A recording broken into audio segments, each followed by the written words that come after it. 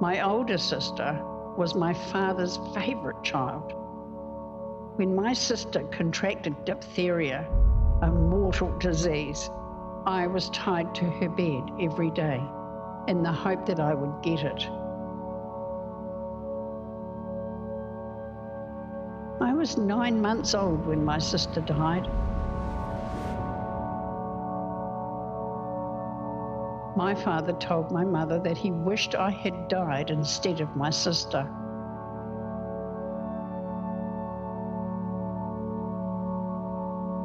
It was from that moment on that I was hit regularly.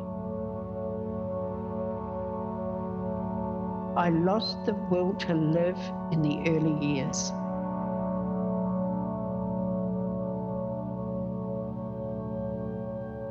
By the time I was 9 years old, my parents had split up and my mother had a boyfriend much older.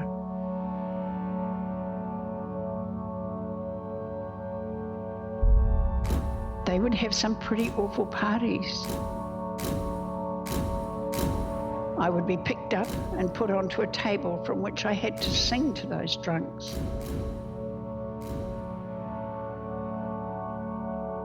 I was doing a lot of the cooking and was a general slave around the house.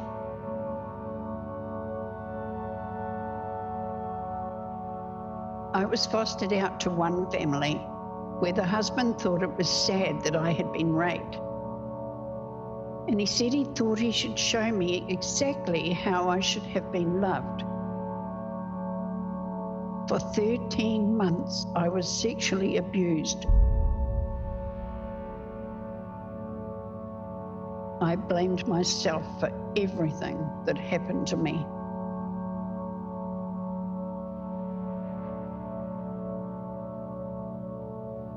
What in hell was there worth living for?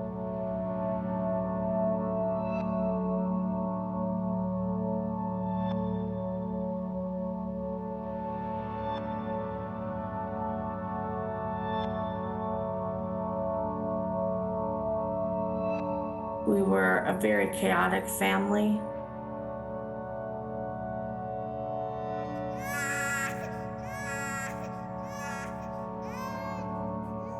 Emotionally, I never felt like I was protected, loved, or valued as a child.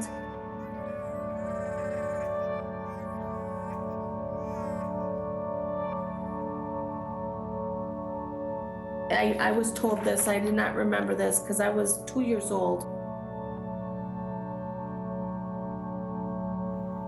I was given a black eye by my mom.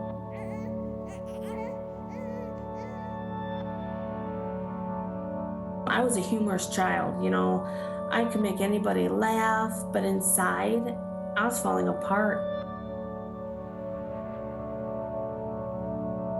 The most in my childhood was fear.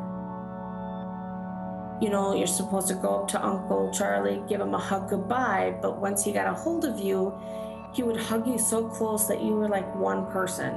And he would kiss, you know, French kiss your mouth and pat your breasts.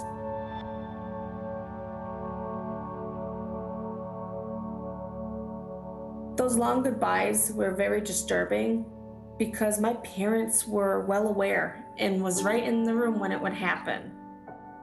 But to survive, I needed to eat.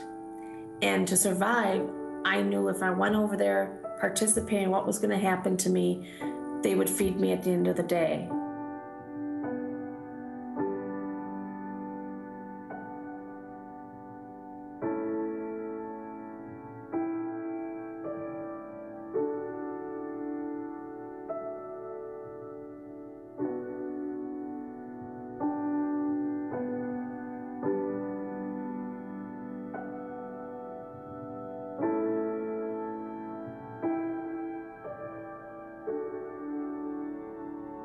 I was born into a family that was rife with alcoholism, child abuse, domestic violence.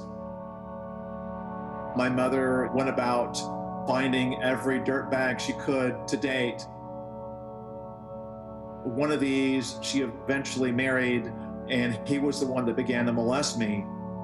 And he belonged to a pedophile ring that he took me to the pedophile ring, and they basically made me their property, and they trafficked me for 7 years. Either you're walked or dragged or carried, you're given drugs and alcohol, and then you're just shoved in the room. The person basically just does what they want.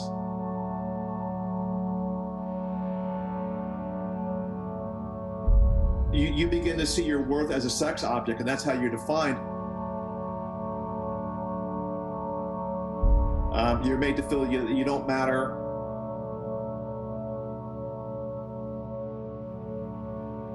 You're basically brainwashed into thinking that you deserve it.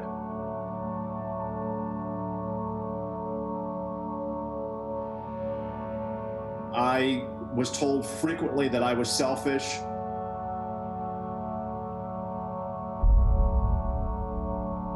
When I was being trafficked, my ribs were broken. I was slapped, kicked, punched. I was actually molested by one of my teachers that I told. The people around me just didn't notice. I was labeled as melodramatic, accident-prone, and attention-seeking. But I was just desperate for somebody to love me and to make me feel like I mattered, at least for a minute.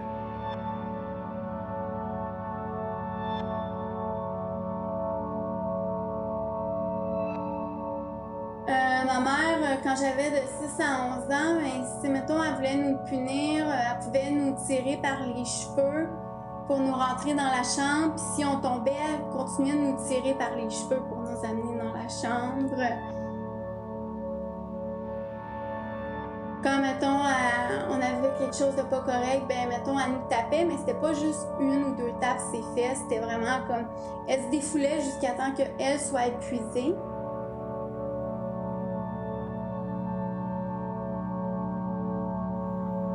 Elle se déshabillait, puis là, elle voulait qu'on vienne voir les parties de son corps, puis... ou elle nous obligeait à dormir avec, puis elle embarquait par-dessus nous, puis si on dormait pas avec, là, elle nous boudait.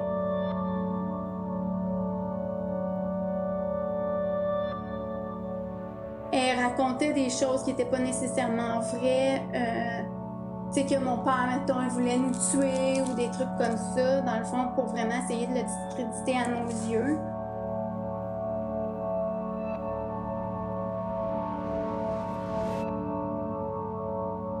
Avec les coups et tout ça, j'ai comme appris des réflexes. J'avais des réflexes de protection. Puis des fois, ça l'arrivait dans mes cours, mettons, un prof passait trop proche ou se grattait. J'avais le réflexe de me cacher le visage par peur d'être frappée.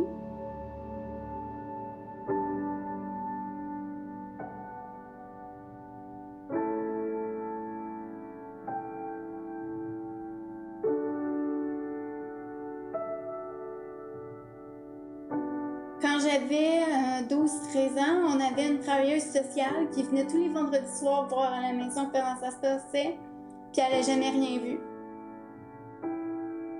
Je me suis refermée, puis je me suis dit que c'était mieux de pas parler que de parler, parce que sinon, mes parents étaient pour avoir des problèmes, puis tout, puis tu sais, t'aimes tellement tes parents, peu importe ce qu'ils font, que tu veux pas qu'il leur arrive quelque chose malgré tout.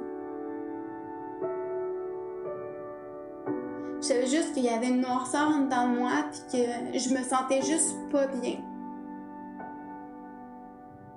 J'avais l'impression de mourir de l'intérieur.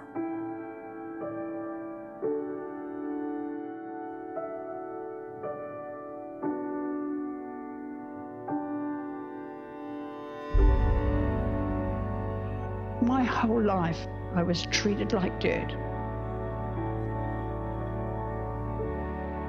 I was not listened to.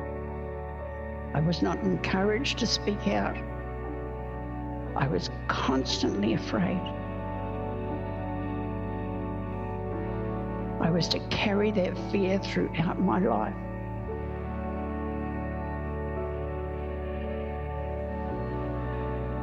I ran into a brick wall as a child every time I tried to speak out.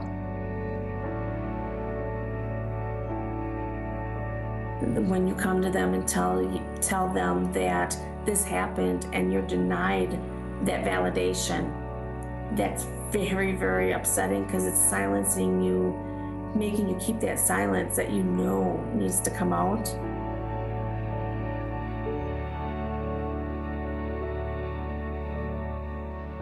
J'avais appris qu'on fait juste compter que sur soi-même pour se surveiller. Faut juste pas lâcher. C'est sûr que c'est pas facile, hein?